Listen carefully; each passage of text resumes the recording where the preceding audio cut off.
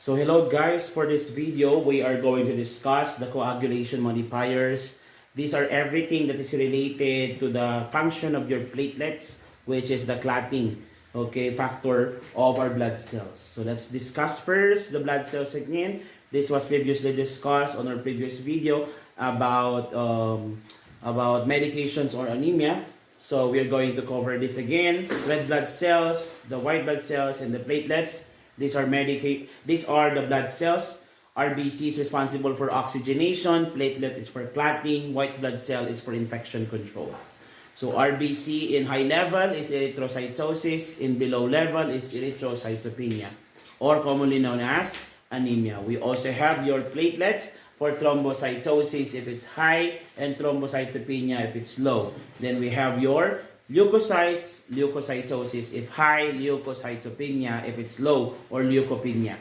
Okay, if everything is up or everything is higher than the normal range, that's your polycytosis, and below the normal range, that is your pancytopenia.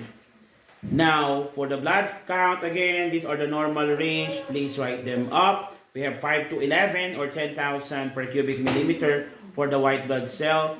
Red blood cell is 4.5 to 5.5 million per cubic millimeter. 12 to 8 gram per deciliter for the hemoglobin. 37 to 50% for the hematocrit. And 150,000 to 400,000 for the platelet counts.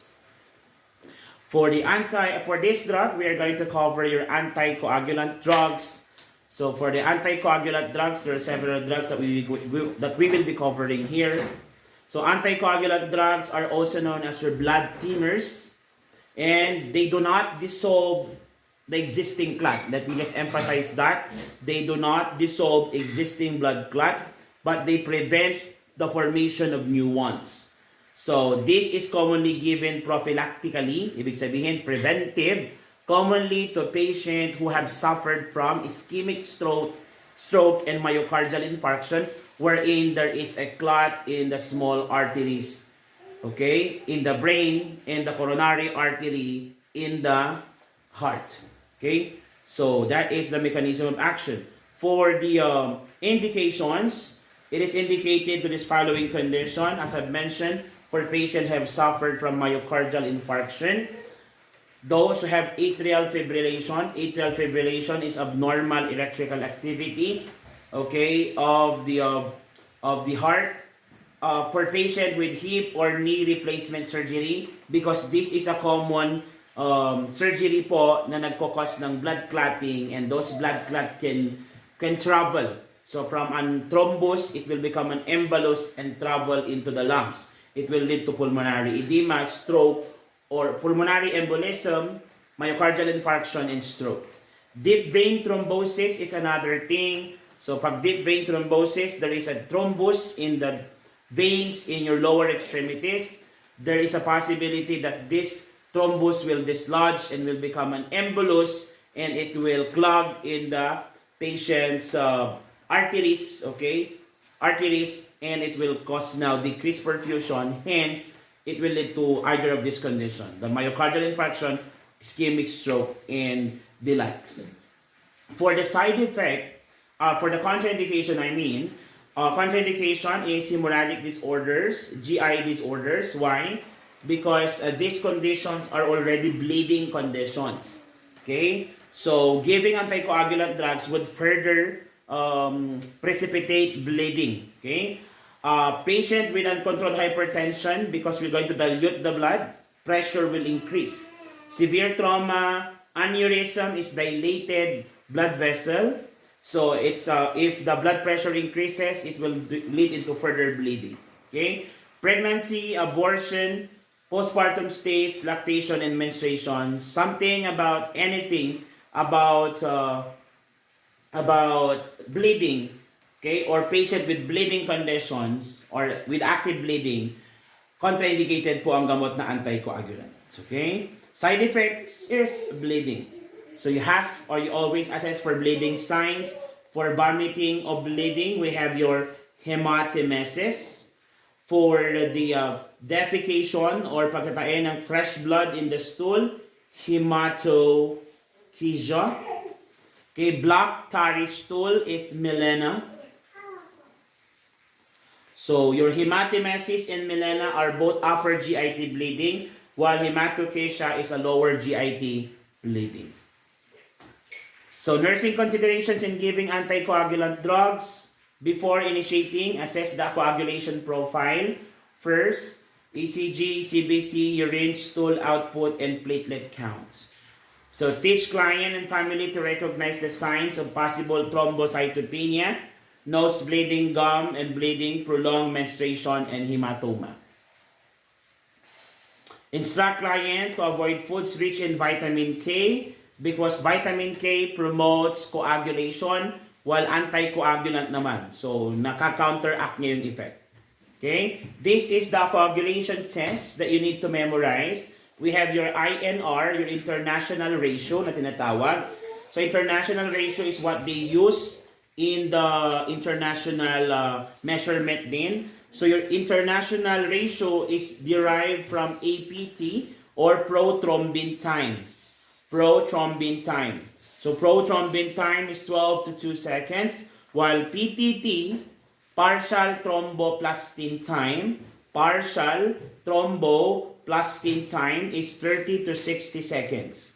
The clotting time is 8 to 15 minutes. 2 to 7 minutes naman ang bleeding time. Let's repeat that. International ratio measurement. We have your APT, which is your prothrombin time, then partial thromboplastin time, clotting time, and bleeding time.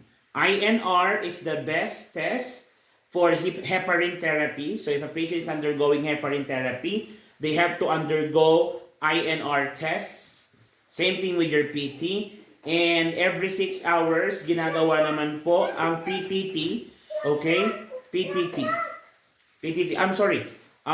For coagulation test, okay, INR is common for warfarin. I'm sorry. Warfarin therapy. Let me just correct that. So that's warfarin therapy, while for PTT, commonly used for heparin therapy naman po yan. And it's done every 6 hours. Let me repeat that. Please disregard the heparin therapy here. It should be warfarin therapy. So let us continue. Okay? Common anticoagulant drugs are your warfarin, sodium, heparin, and enoxaparin.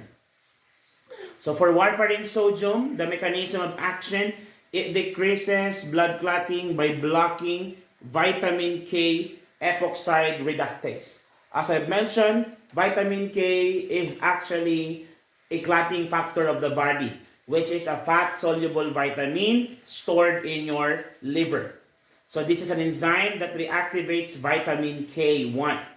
So therefore, kaya bawal din ang mag-take ng vitamin K while you are still on warfarin, also known as Coumadin.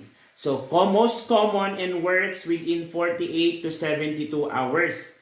And it's taken orally once a day in milligram. So this is the long-term anticoagulant drugs. Binibigay ang warfarin, okay, together with heparin. Because heparin is a short-term drugs. Meaning, yung effect niya is panandalian lang. So, kapag maintenance ng pinag-uusapan, we are referring to your warfarin.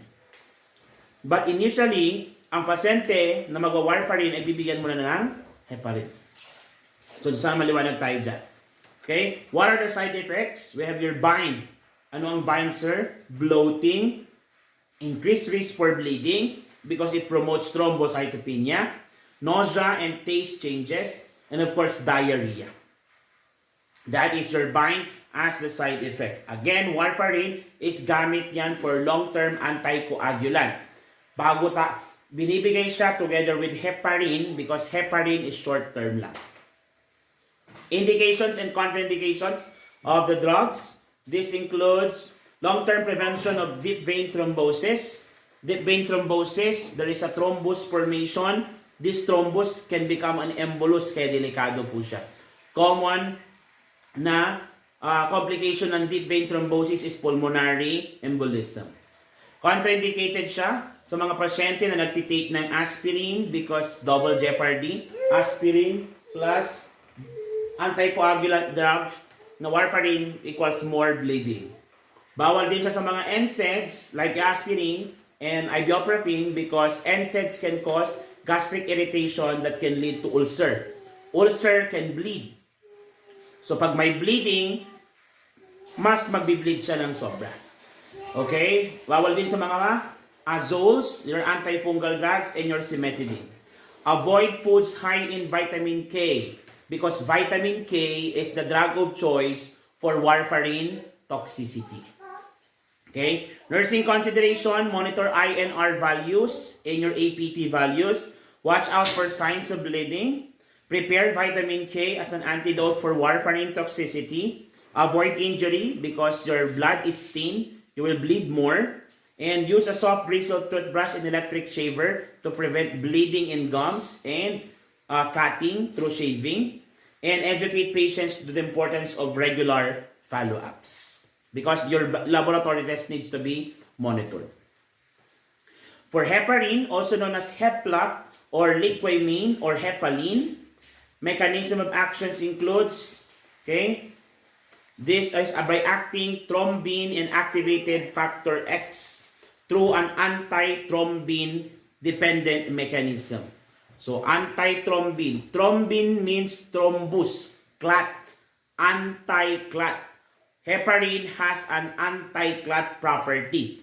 It acts in inactivating thrombin and factor X, which are clotting factor. Okay? So this is fast acting, unlike warfarin, is slow acting siya. That's why I have mentioned earlier that when you give anticoagulant, these two were both given.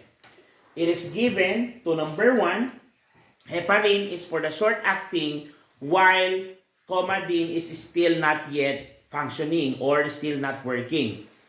Okay, so it will be given for the first few days. Then after that, when warfarin starts to work, that's the time i-stop niya na yung heparin niya. Okay? Now, for the indications and contraindications, treatment ito for heart attack and unstable angina because there is a coronary artery clog. Okay? So there is a clogging in the coronary artery. Contraindications is the same contraindications to patient with taking warfarin. Okay? But you also need to include here the hypersensitivity to heparin and pork products. Why? Because heparin is derived from pork products. Okay? Contraindicated also to sa mga may pasyenteng may thrombocytopenia, such as your thrombocytopenia purpura, because they will bleed more. So what are the nursing interventions? Monitor for PTT values and watch out for signs of bleeding. Okay, the signs of bleeding, hematoma, rashes, hematemesis, hematochezia, okay, a black tarry stool, coffee ground vomitus. Okay, and be aware of the drug interactions. Same thing with the medications na warfarin. Then prepare protamine sulfate as an antidote for heparin toxicity. So protamine sulfate, pag VitK, warfarin, heparin, toxicity, protamine sulfate. So avoid injury, use soft bristle toothbrush. For RV large bolus, administered followed by continuous drip. Use gauge 25 to 28, 1.5 to 5 inches needles. And do not inject within 2 inches of the umbilicus. Plus, you need to apply pressure with injection in the injection site for 5 to 10 seconds to prevent bleeding on injection site. Then educate the patients on the importance of regular follow-ups. So those are the nursing interventions when giving your heparin. Okay, to just give you a comparison of the two para hindi kayo malito. Okay, heparin, warfarin. So hep is short, long. This is fast acting. Fast acting. This is, okay, long acting. Okay, it's long acting, short acting. Okay, a long acting. Okay, and slow acting, should I say? Slow acting. Okay, parehas silang may bleeding test. The test for heparin is your INR or APT. Okay, I'm sorry, baligtad. The test for your warfarin is your PTT, partial thromboplastin time. Then APT or INR is the test for your warfarin toxicity. For warfarin, should I say. Okay? Then, after nung test, antidote. So the signs of toxicity is the same, bleeding. Antidote to be given for heparin is prot sulfate, protamine sulfate. While for warfarin, warfarin is your vitamin K. So that is the difference between the two. The long and short, fast and slow, PTT, APT, INR, prosulfate, and vitamin K. Please remember the difference between the two. Let me continue. So the third drug is enoxaparin or Levinox. Same as your heparin din ito.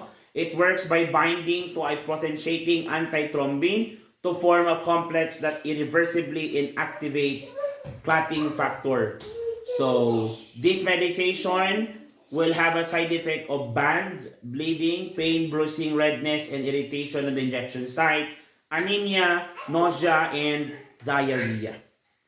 So this is indicated to same conditions as of your heparin and warfarin, indicated to the following: to thin the blood and prevent clots from forming, to treat existing blood clots, lower the number of heart attacks in patients with unstable angina or mild heart attacks. Contraindications includes those who have allergy to pork and heparin and should not be given intramuscularly or mixed with other injections for infusions. So that is your enoxaparin. Also, almost the same with your heparin.